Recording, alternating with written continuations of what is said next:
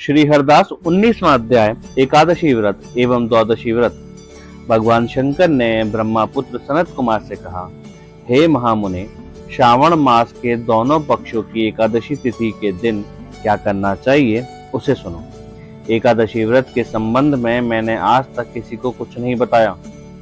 यह व्रत गुप्त, उत्तम, महान, पुण्य तथा पाप ताप को जड़ से नष्ट करने वाला है। श्रावण मास में किए गए पापों का नाश करने वाला तथा सब व्रतों में उत्तम ये पवित्र एकादशी का व्रत है। दशमी के दिन प्रातः स्नान कर गुरुदेवों की आज्ञा से वेद वेता, पुराण ज्ञाता, जितेंद्रिय ब्राह्मणों का पूजन करें। भगवान विष्णु का 16 उपचारों से पूजन करना चाहिए। उनसे प्रार्थना करें, हे पुंडरीकाक्ष, मैं दूसरे दिन आने वाली एकादशी का निराहार रहकर व्रत करना चाहता हूँ, आप मेरी रक्षा करें। उस दिन गुरुदेव और अग्नि के समीप भूमि पर शयन करना चाहिए। काम, क्रोध और मोह को त्याग कर एकादशी के दिन प्रातः काल भगवान विष्णु में मन लगाकर श्रीधर का जप करते रहना चाहिए। 3 दिन तक किसी भी पाखंडी से वार्तालाप न करें।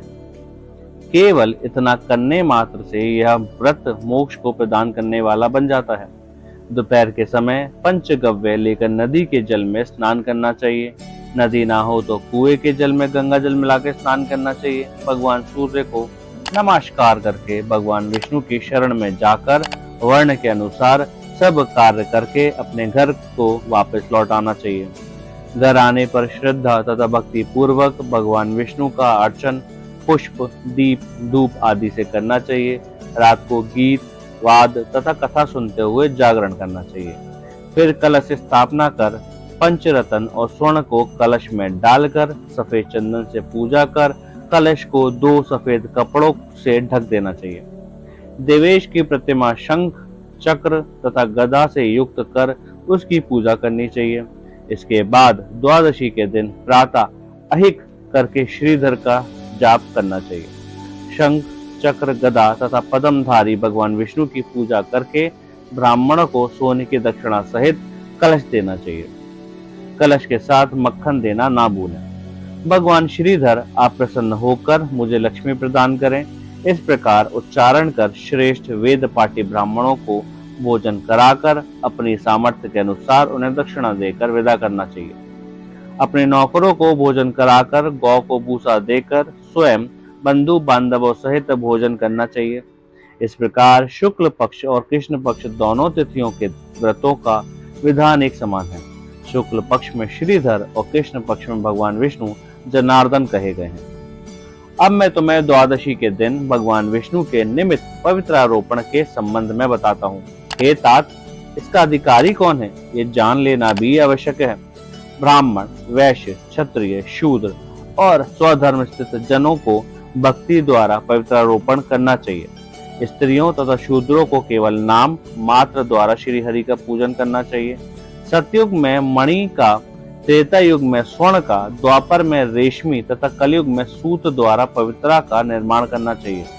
सन्यासियों को मानसिक पवित्रारोपण करना चाहिए।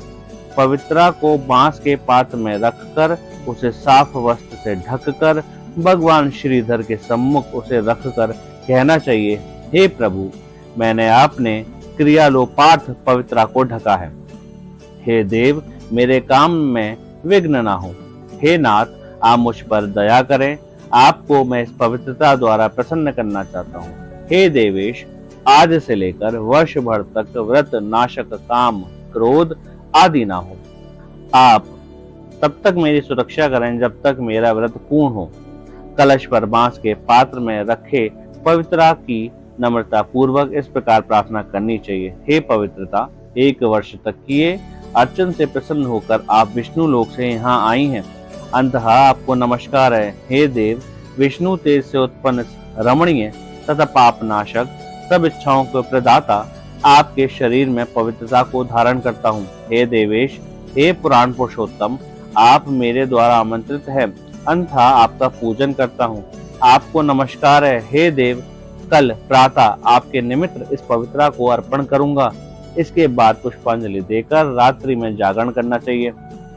एकादशी के दिन अधिवासन कर द्वादशी को सुबह पूजा करें। गंध, दूब, चावल तथा हाथ में पवित्रा को ग्रहण कर कहें, हे देवेश, आपको नमस्कार है। इस पवित्रता को आप स्वीकार करें। 1 वर्ष तक पुण्य फलप्रद पवित्रा से निवेदन करें, आप मुझे पवित्र करें। हे देव, आपके सुप्रसाद से मेरे से जाने अनजाने में जो पाप हो गए हैं, उन पापों से मैं पवित्र हो जाऊं। मूल मंत्र द्वारा पवित्रता को सुपुटित कर नैवेद्य देना चाहिए। मूल मंत्र से अग्नि में घृत तथा पायस द्वारा हवन करना चाहिए। इसी मंत्र द्वारा पवित्रता को विसर्जन कर कहें, हे पवित्रे, 1 वर्ष तक किए गए मेरे अर्चन को सविधि परिपूर्ण करें। हे पवित्रे, विसर्जित हो विष्णु लोक को लौट जाएं। इस प्रकार कहकर उसे ब्राह्मण को दे दें या जल में विसर्जित कर दें। हे वत्स, जो मनुष्य हरि का ये पवित्रारोपण करता है, वह संसार में आनंद भोग कर अंत में विष्णु लोक को जाता है। इस प्रकार से स्कंद पुराण के अंतर्गत ईश्वर सनत कुमार संवाद में श्रावण मास महात्म्य में एकादशी व्रत एवं द्वादशी व्रत नामक 19वां अध्याय पूर्ण हुआ।